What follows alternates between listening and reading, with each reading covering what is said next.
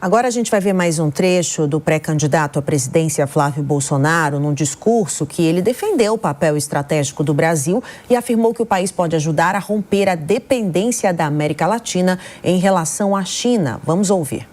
Brasil é a solução da América para quebrar a dependência da China com cristais minerais, especialmente terras raras, elementos.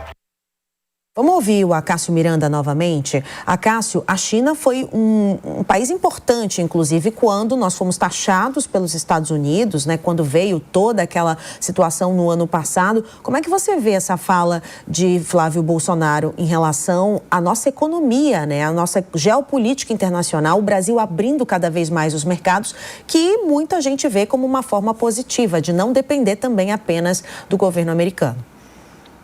É o tal do dividir para conquistar. Porque se nós observarmos para a geopolítica mundial das últimas décadas, os Estados Unidos são superpotência e se mantém como tal. Porém, ninguém fez tanta sombra, ninguém ameaçou tanto a liderança norte-americana como os chineses. E nos últimos anos, os chineses se tornaram grandes parceiros econômicos do Brasil, de outros países da América Latina, de outros países da Europa e consolidaram essa posição mundo afora. E aí nós observamos para os norte-americanos, que sempre exerceram esse papel de liderança, uma liderança sólida e distante dos demais, e agora vem a aproximação dos chineses. Vem o seu papel de superlíder ameaçado. Então é natural que os norte-americanos combatam os chineses neste aspecto econômico.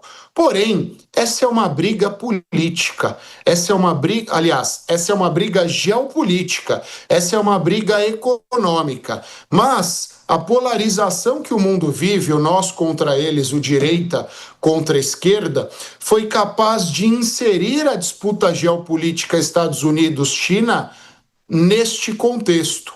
Há quem diga que a China é um país comunista ligado à esquerda, o que é uma meia-verdade, porque hoje a China é o grande exemplo do capitalismo no mundo, por mais que seja governada por um partido comunista, e os Estados Unidos, com questões trabalhistas, com questões sindicais e com problemas semelhantes até aos do Brasil, já não é também o grande exemplo do liberalismo, do capitalismo. Então essa é uma briga de narrativas. E eu digo tudo isso para voltar para o começo. Flávio Bolsonaro jogou para a torcida, fez um gesto para os seus eleitores, fez um gesto para as pessoas que acompanhavam a sua fala, fez um gesto para Donald Trump.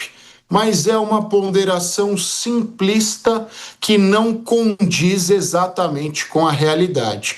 Mas a verdade é que num contexto de polarização, as posições não dependem de muita inteligência nem de racionalidade. Elas sempre terão eco naqueles fanáticos que estão dispostos a abraçar qualquer coisa, desde que seja dita pelo seu líder, pelo seu escolhido. Flávio Bolsonaro projetou uma vitória nas eleições de 2026. Acompanhe. No próximo ano, quando eu retornar a este palco como presidente do Brasil, não vamos celebrar apenas uma vitória na eleição. Nós vamos celebrar o nascimento da aliança mais forte e conservadora do hemisfério norte. Acácio Miranda, Flávio Bolsonaro volta a falar sobre uma aliança conservadora, de retomar essa aliança. Como que você avalia esse discurso e o quanto isso pode colocar Flávio Bolsonaro de fato à frente?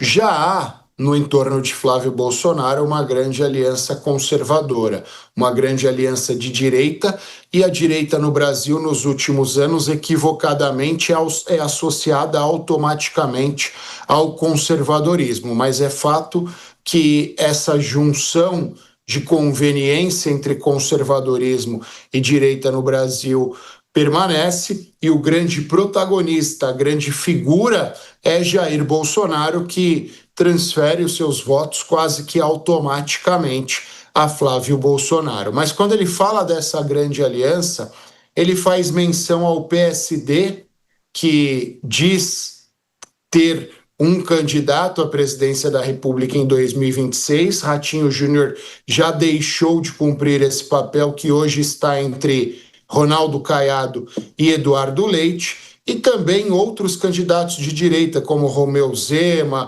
Renan Santos do Missão. Portanto, há na frase de Flávio Bolsonaro quase que uma convocação dessas pessoas para que elas estejam juntas em 26.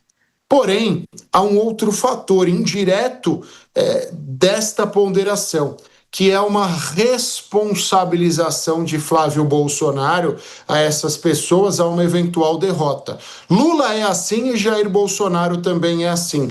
Eles não admitem a ascensão de outras figuras no seu espectro político. E quando há um resultado negativo, eles imputam este resultado negativo a quem não estava com eles, o que não condiz com a democracia.